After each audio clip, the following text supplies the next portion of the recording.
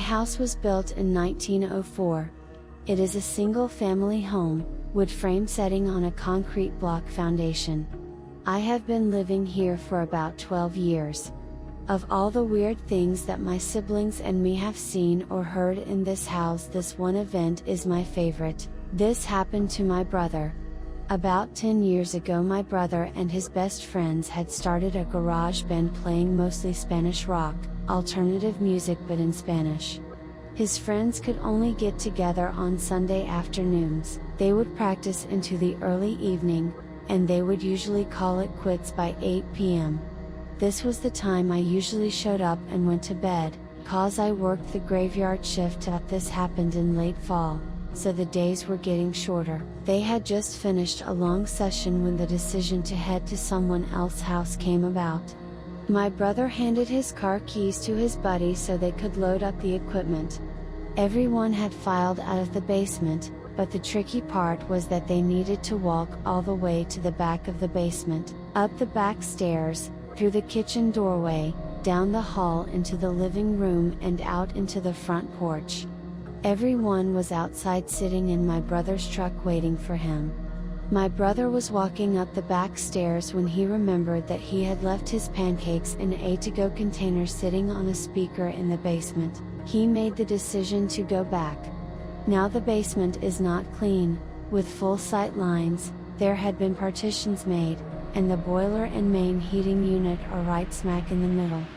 So after my brother walks back, he is about to retrieve his food container, when out of the corner of his eye he sees it. It is a shadowy figure, right at his peripheral vision. This feeling of dread and uneasiness washed over my brother.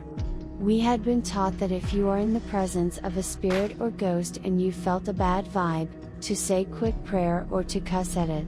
My brother chose the latter. He basically just told it, "Hey, fuck you, I don't have time for this shit." My brother started to walk to the back of the basement and briskly up the stairs, closing doors and turning off lights as he was walking out. The last light switch is on the opposite side of the front door. Luckily the door was open and the light from the street lamp was flooding the living room with its amber light. My brother said he felt something at his back, but at no point did he turn around. As he flicked the last switch, the living room went dark, as did rest of the house. As he stepped out, he pulled on the door, closing it behind him. Still holding his food container in one hand, he jogged down the few porch steps. He walked towards the front gate. Our house resides far from the main street, essentially having a large front yard but no rear garage. As he closed the gap between himself and his friend-laden truck, he kind of smiled and thought things over in his head, mad at himself for spooking out when there was no reason. He climbed into the driver's side of the truck, putting on his seat belt and getting ready to pull out of the parking spot directly in front of the house, when one of his friends asked, "Hey, wait, what about your brother? Isn't he coming with us?" My brother answered, "What do you mean? He went to work early tonight, he is already gone. Do you see his car anywhere?" The next question they asked, "So then who was walking behind you when you were leaving the house?" Thanks for watching, and please subscribe and share the video. That boosts us to create more videos. And see you next time, guys.